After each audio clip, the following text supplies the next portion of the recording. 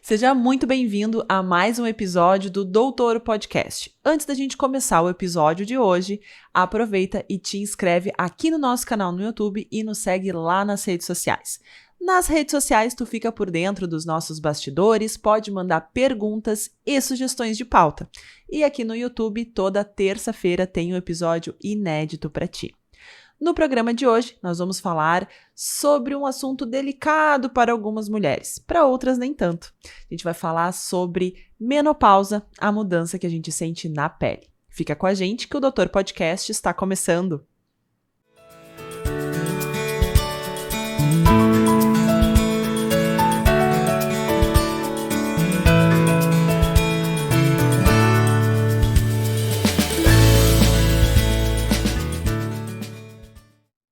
E com a gente no programa de hoje, tu já sabe, né? Colégio Sinodal, Educando para a Liderança, Clínica Visuale de Saúde Integrada e os nossos patrocinadores da casa, Móveis Heinheimer e Garbo Decor, que por enquanto a gente não tá no nosso estúdio oficial, mas tu pode conhecer o trabalho deles aqui nesse arroba Garbo Decor e @Móveis Heinheimer. Conosco, para conversar sobre esse assunto, nós temos a doutora Grace Rampon, formada em Medicina pela URGS em 2006, com residência médica em Clínica Médica pelo Hospital Geral de Caxias do Sul em 2011, especialização em Dermatologia pelo Hospital São Lucas da PUC Rio Grande do Sul em 2013 e título de especialista em Dermatologia pela Sociedade Brasileira de Dermatologia. Antes de tudo, muito obrigada pela tua participação, prazer te receber aqui. Eu que agradeço de estar aqui, é sempre bom conversar sobre esses temas que eu adoro, e a menopausa é um assunto realmente muito, muito importante a ser discutido. Bom, na vida da mulher a gente tem 3 fases bem marcantes, né? Que é o início da menstruação, o fim dela e a adaptação para o fim da menstruação. Queria só que para contextualizar em termos médicos, o que é a menopausa? Menopausa é o período no qual a mulher não menstrua por 12 meses seguidos, né? Então, assim, fisiologicamente, a gente chama de menopausa depois que por 12 meses não temos mais ciclos menstruais. Antes disso, nós temos a fase que a gente chama de climatério, que são períodos onde a menstruação começa a ficar irregular, os hormônios vão se adaptando até chegar um momento que realmente ela não vai mais ter ciclos menstruais. Neste momento, a gente vai ter uma mudança completa nos hormônios, né? Então, a gente vai diminuir o estrogênio e a progesterona e vamos ter elevação de outros hormônios e estaremos, então, na menopausa. O diagnóstico é clínico e laboratorial. Bom, eu cresci ouvindo aquela coisa de estou na pré-menopausa, que seria esse período antes da gente entrar efetivamente nesses 12 meses corridos. Exato, que é quando, na verdade, assim, a menstruação vai ficando irregular. A gente menstrua, o ciclo menstrual tem entre 25 a 30 e poucos dias, e isso é um ciclo menstrual normal para quem não está tomando anticoncepcional. E aí os ciclos começam a ficar mais longos, espaçados, ela menstrua 1 mês, não menstrua por 3 meses, e assim vai indo até que não menstrua mais e a gente diz que está na menopausa depois de 12 meses sem menstruar. Bom, e na vista da mulher, né? Na vista eu digo a percepção ao olho nu e ela se sentindo todos os dias, o que muda na aparência da mulher nesse sentido, para a gente sentir na pele? A mulher, porque, na verdade, como a gente tem essa mudança hormonal, que é intensa, na verdade, assim, a gente na vida percebe mudanças hormonais no ciclo normal, né? Ciclo menstrual normal, assim. A mulher que não toma anticoncepcional, ela consegue claramente ver período com maior pico de estrogênio, ela tá mais feliz, aquelas coisas que a gente vê, que é super engraçado que a gente vê no Instagram, assim, a mulher quando tá na fase fértil, tá feliz, se achando linda, maravilhosa. Depois, quando ela tá pra menstruar, tá triste e tal. Pelo amor de Deus, me dá um chocolate. Isso, pelo amor de Deus, me dá um chocolate. Então, assim, o que acontece? Começa a diminuir o nível de estrogênio e progesterona da mulher. E isso começa a deixar ela mais irritada, começa a dar calorões, porque a falta de estrogênio faz dilatações de vasos e isso dá o calorão, que a gente chama de fogacho, então é uma coisa que a mulher sente. Ela começa a ficar, né, vamos dizer, isso não é para 100% das mulheres, mas para 80% das mulheres ocorre. Começa a se sentir mais deprimida na pele, começa a ficar mais seca, inclusive a mulher sente secura vaginal, o cabelo fica seco, a pele fica seca, e a não ser o rosto, que às vezes tende a ficar um pouco mais oleoso, porque começa a predominar o hormônio masculino. A testosterona sobe. O androgênio acaba... Isso aí, os hormônios os andrógenos, que antes a gente tinha mais estrogênio e progesterona. E aí, nessa fase da menopausa, os androgênios se sobrepõem, fazendo com que a face, às vezes, fique mais oleosa, e com os pelos, que muitas mulheres reclamam de ter pelo no queixo, pelo mais grosso, enfim. Isso afeta o humor também, né? Super. Porque o hormônio masculino deixa a mulher irritada, não deixa? Deixa. Afeta o humor. E a falta de estrogênio deixa a mulher mais deprimida também. Bom, é como se fosse uma TPM permanente, né? TPM permanente, exatamente. Difícil, já fiquei preocupada aqui. Difícil, e por isso que quando... isso aí que a gente conversou antes sobre falar em reposição hormonal é uma coisa a ser conversada com o ginecologista, claro, mas é uma coisa que tem que ser vista, porque tem mulheres que realmente ficam muito sintomáticas e muito ruins, né? E então é uma coisa a ser conversada, porque a mulher, a gente sabe que a mulher vai viver 1/3 da vida dela na menopausa. Porque a expectativa de vida atual aumentou muito e tu vai entrar assim, a média de menopausa das brasileiras é entre 47 e 55 anos. Então, vamos dizer que realmente a pessoa vai passar 1/3 da sua vida na menopausa. Hoje a gente tem uma expectativa de vida que bate a casa dos 85 anos, né? Isso. Então, a gente tem um grande lado ali que a gente tem que encontrar uma nova forma de ser mulher. Isso. Eu acho bem importante a gente aprofundar nesse sentido, né? Exato. Porque, como tu falaste, a questão da reposição hormonal ela tem que ser avaliada individualmente por várias outras predisposições que esse paciente tem. Isso. Mas a paciente que não quer fazer, não pode fazer ou vai fazer também. Mas o que o resto da medicina tem para dizer para essa mulher? O que a gente pode fazer com esse cabelo que tá seco? Isso, com essa pensando pele? na pele, né? Pensando mas, agora assim, o que eu posso te dizer pensando, antes de falar de cabelo e tal, o que eu acho, o que se sabe globalmente, tirando a parte do hormônio? É importante pensar em exercício físico, isso vai melhorar muito a qualidade de vida da pessoa e a gente sabe que melhora e serve para todo mundo isso. Mas às vezes, então agora eu tô com 50 anos e não vou mais fazer. Não, eu vou fazer, vai mudar, vai fazer diferença. Alimentação saudável vai fazer diferença, né? Então, assim, coisas que ajudam muito. Antes de tudo, começar do básico. Começar do básico é importante. Para pele, para cabelo, para unhas e o que a gente pode ajudar na dermatologia. Bom, a menopausa, então, falta de estrogênio, o cabelo começa a ficar fino, a unha começa a ficar frágil, a pele começa a ficar fina. E aí, a gente tem que tentar ajudar a tratar nesse sentido. Para a pele, principal coisa para todo mundo, mas agora, de novo, na menopausa a gente reforça o uso de protetor solar.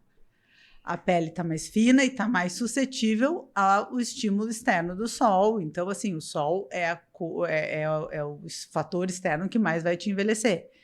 Evitar cigarro e evitar outras coisas que possam piorar também a pele. Enfim, o que a gente puder evitar do ambiente externo que prejudique a pele. E usar bons cremes no rosto, bons cremes hidratantes, nutritivos para melhorar a qualidade da pele, né? Porque, então, assim, a pele vai ficar mais enrugada, vai ficar mais flácida, mas a gente não precisa deixar isso acontecer, a gente pode tratar. E eu concordo com envelhecer saudável. Eu acho que, assim, a gente não precisa... Ninguém vai estar sempre jovem, né? Estar sempre jovem é inviável, vai ficar estranho. Agora teve a polêmica do Estênio Garcia, com 90 anos, que colocou 20 ml de preenchedor. E ficou estranho, né? Até porque tu tira uma das coisas mais bonitas da vida é a gente viver os seus momentos e os seus ciclos. Isso. Porque o contrário disso é não viver. Isso aí. Talvez Isso aí. não estar vivo.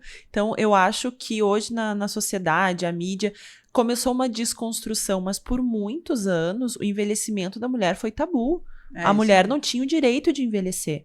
Porque, meu Deus, olha essas rugas. Sim, mas essas rugas são frutos de uma vida de vivências, né? E que bom que tu envelheceu, porque tu tá vivo, né? E é isso aí, a vida continuou e envelheceu e teve rugas. Mas a gente pode melhorar isso. E na dermatologia a gente consegue melhorar isso muito com naturalidade. E isso é interessante, né? Com procedimentos, claro. Mas procedimentos que deixem a pessoa natural. Então, assim, envelhecer melhor, né? Não vai ficar com o rosto, por exemplo, tão derretido, porque a falta desses hormônios acaba diminuindo a produção de colágeno e elastina da pele. Então, a pele fica muito mais flácida mesmo.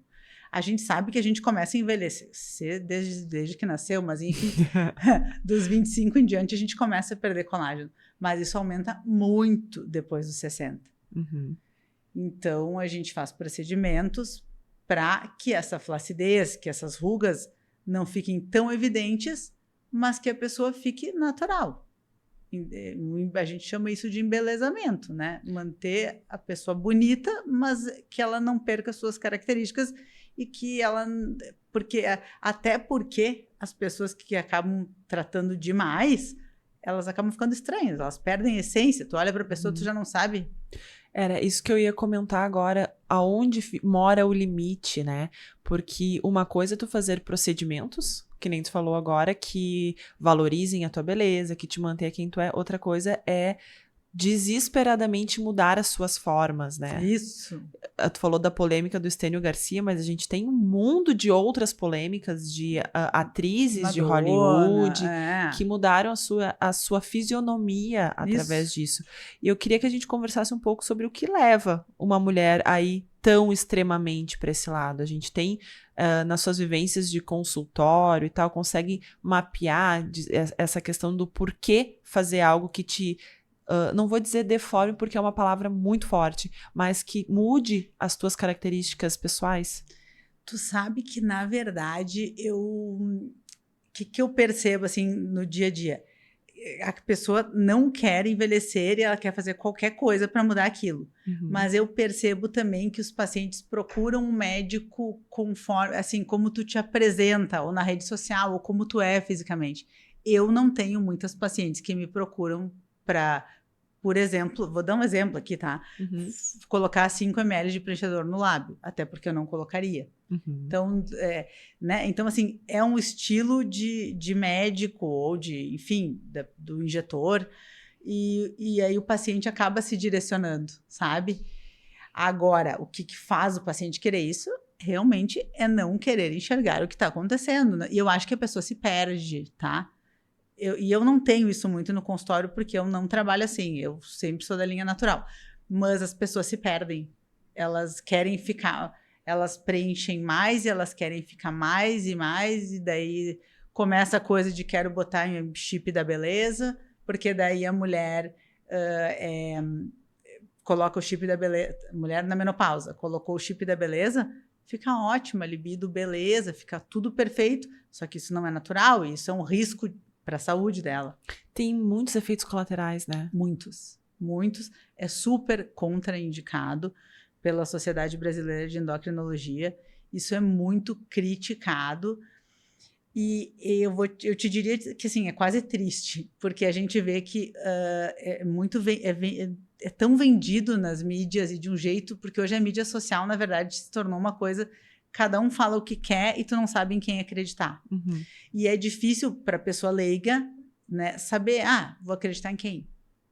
Ele está colocando em todo mundo, está todo mundo forte, está todo mundo bonito, está todo mundo... E não é, a gente sabe que é um risco, é risco mesmo, né? Tem risco de aumenta risco de infarto, doença cardiovascular em geral, de AVC, enfim, são vários os riscos. Mas as pessoas vendem o corpo perfeito e realmente aumenta... É um hormônio masculino, né? Então, tu vai ter mais libido, tu vai ficar mais forte, tu vai ter mais energia, tá tudo ótimo. Mas a que custo?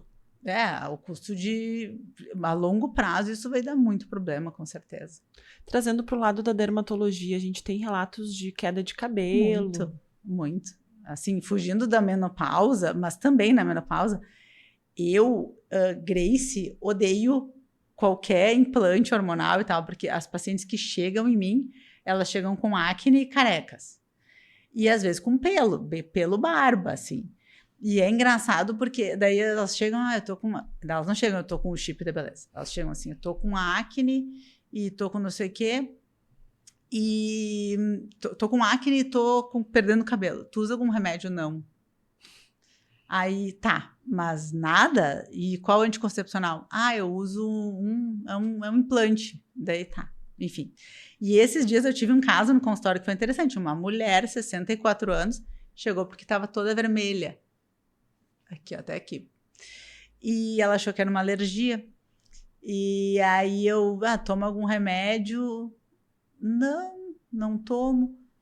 Tentei entender, mas o eritema desse jeito é bem de hormônio. Uhum. E aí ela falou, só estou usando um gel.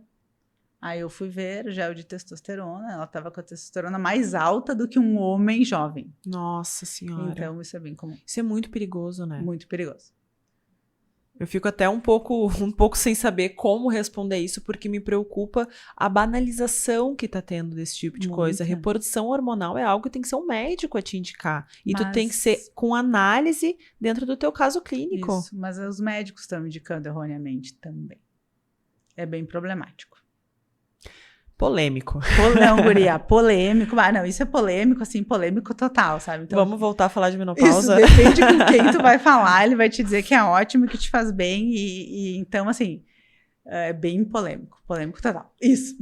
Bom, então vamos voltar a falar da questão dermatológica. Para uma paciente que chega com esses casos da menopausa, de acneica, pele acneica, né? Da questão da baixa dos seus hormônios naturais, elevação dos hormônios masculinos, o que a gente tem para fazer?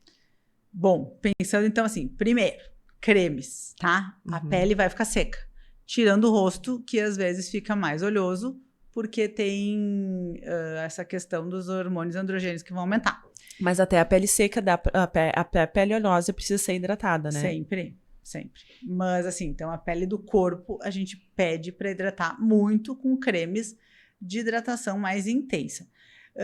A pele fica seca e fina, né? É muito comum. Então, assim, os pacientes mais velhos mesmo, chegarem no consultório com a pele tão fininha que tudo fica roxo. Qualquer coisa que encosta fica roxo. Pele fina, então hidratação no corpo. Rosto, hidratação. E, claro, com o tempo, a tendência é ressecar o rosto. Então, a gente procura prescrever cremes nutritivos. Tem até marcas de dermocosméticos que têm lançado produtos para a menopausa, que até umas pacientes se queixam, porque, usar um produto para menopausa, mas são super bons. E protetor solar, a gente geralmente troca o tipo de sabonete, porque a pele muda, né? Enfim, então assim, pele, tópicos, cremes, o que a gente faz é isso. Cabelo, o cabelo fica mais fino e é uma época que começa a aparecer em algumas pacientes calvície mesmo. Por quê? Hormônios androgênios. Então, esse hormônio se sobrepõe e a mulher tinha uma tendência à calvície e começa a aparecer nessa fase. Algumas começam a ter alopécia senil, que a gente chama, também hormonal. Então, assim, o fio afina porque falta hormônio. Então, os cabelinhos começam a ficar mais finos, a gente trata. Geralmente, se usa minoxidil para isso, que é um produto que a gente pode tomar ou passar, enfim, funciona bem. Mas o cabelo perde o viço e perde mesmo, tá? A falta de estrogênio faz o cabelo ficar menos viçoso. Sobre isso não tem muito o que fazer, a não ser a reposição hormonal. Existem shampoos bons, né? E tratamentos bons, mas E outra coisa que o cabelo branco, ele é mais duro. Porque a falta de melanina no cabelo deixa o cabelo mais duro. Então vai ficar aquele fio branco pendurado aqui assim. Digo por mim, já tem uns vários.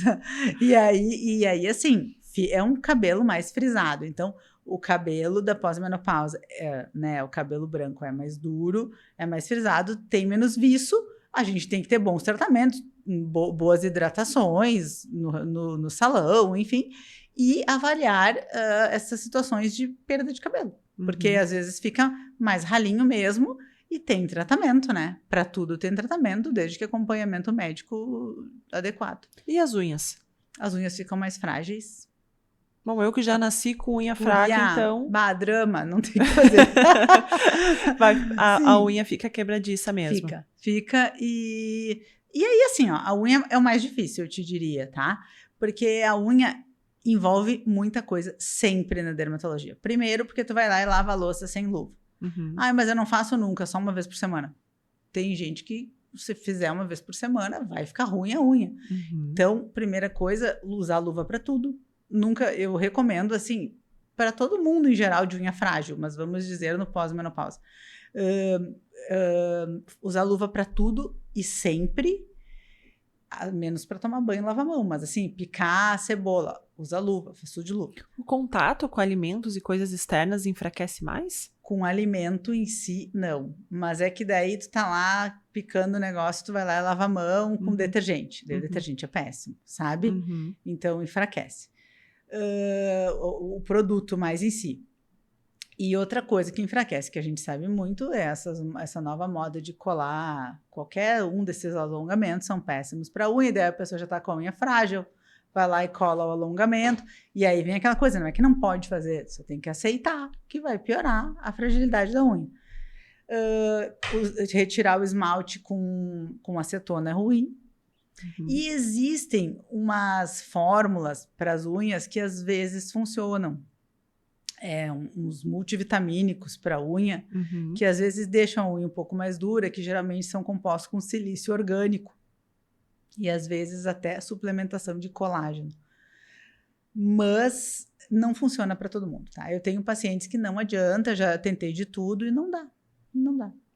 Bom, e aí eu queria que a gente conversasse sobre uma questão que tudo isso bate num lugar que chama autoestima. E a autoestima dessa mulher, porque hoje, 47 anos, 55 anos, a mulher tá no auge da vida.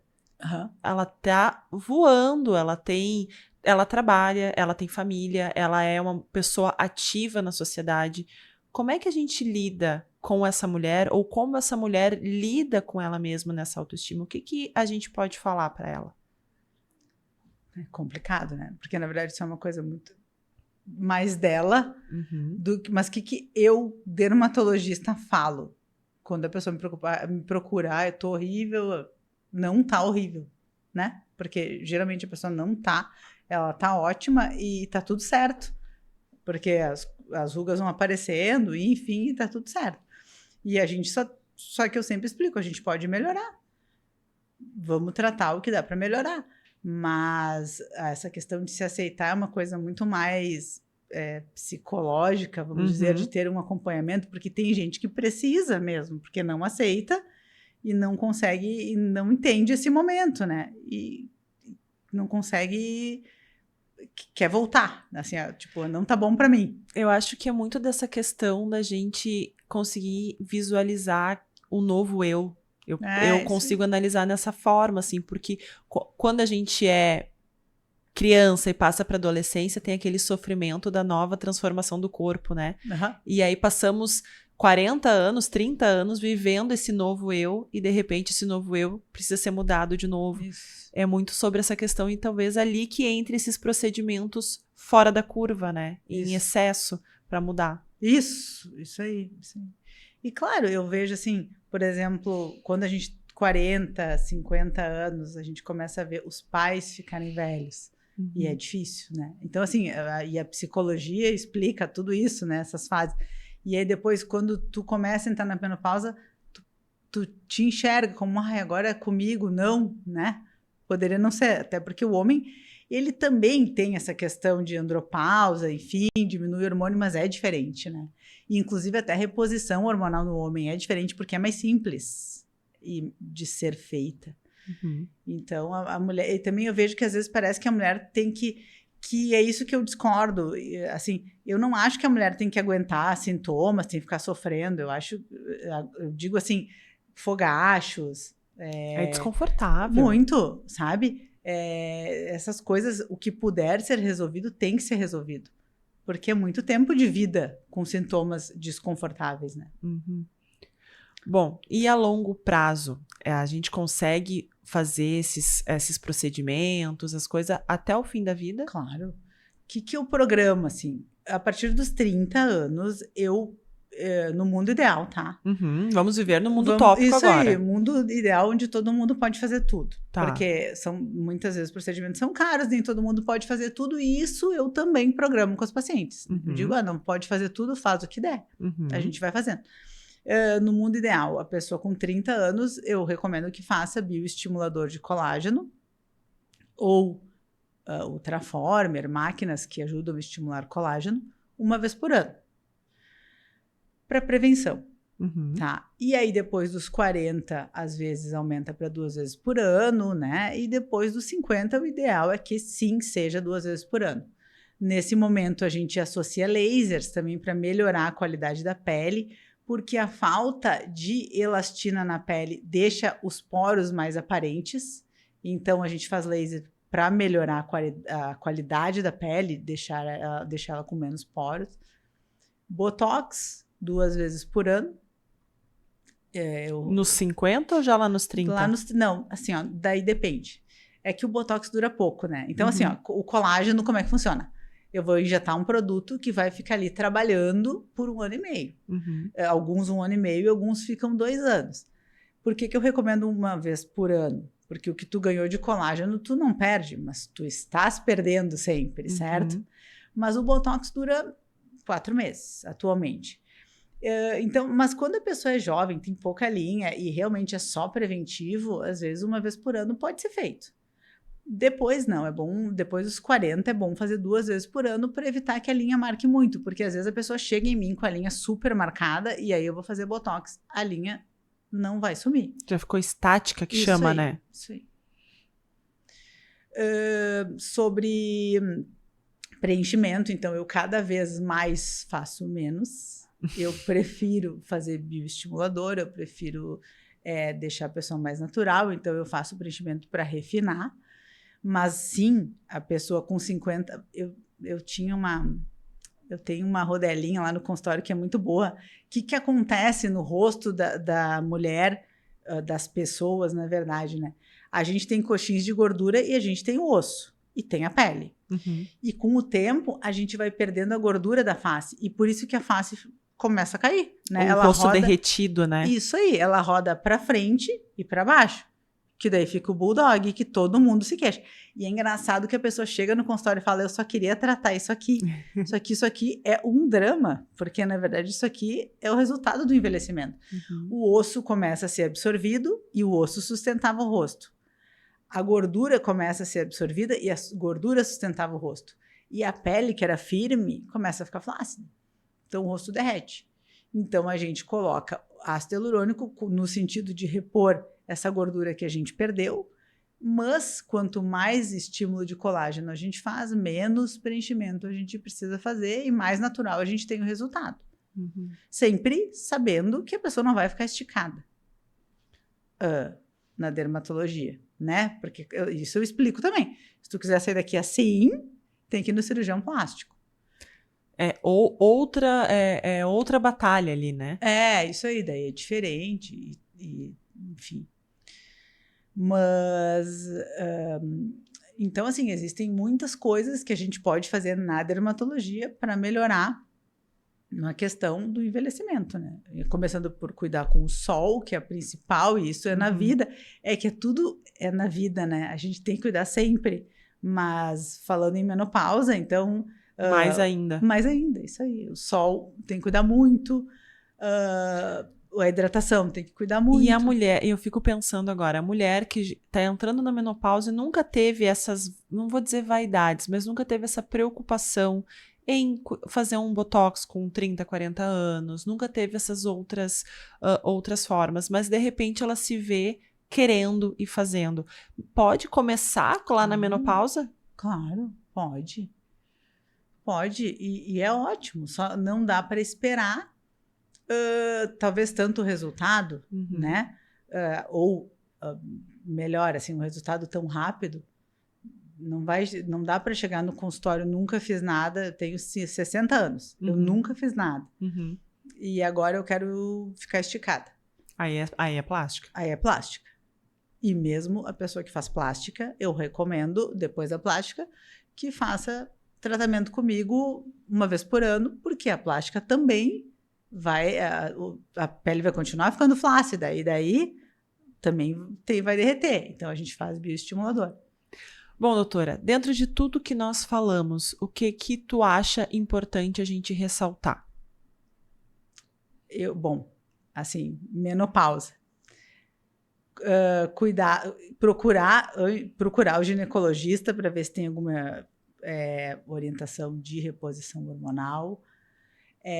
Cuidar dos hábitos, fazer exercício físico sempre, que é a coisa mais importante para a vida, muda tudo, muda a cabeça, enfim. Cuidar da alimentação, usar protetor solar, se fosse uma coisa que eu pudesse recomendar na vida. Ter um bom dermatologista para te prescrever um bom creme e um bom tratamento de rosto. Fazer bioestimulador de colágeno, pelo menos uma vez por ano, né? Porque então eu digo, no mundo ideal, 2 vezes, 3, tá? Mas assim, pelo menos uma vez por ano. E fazer botox 2 vezes por ano. E um acompanhamento sequencial. E ser feliz também, né? E ser feliz, que é o mais importante. Doutora, muito obrigada pela sua participação, por tantas informações. E acho que eu anotei mentalmente, mas acho que quem está em casa anotou aí num papelzinho para ir atrás, para ver essa questão. E o mais importante de tudo é a gente aprender a se amar, acima de tudo. Exatamente. Isso com certeza é mais importante. E muito obrigada para ti que ficou conosco no programa de hoje. Obrigada pela tua audiência. Na semana que vem, o Doutor Podcast está de volta.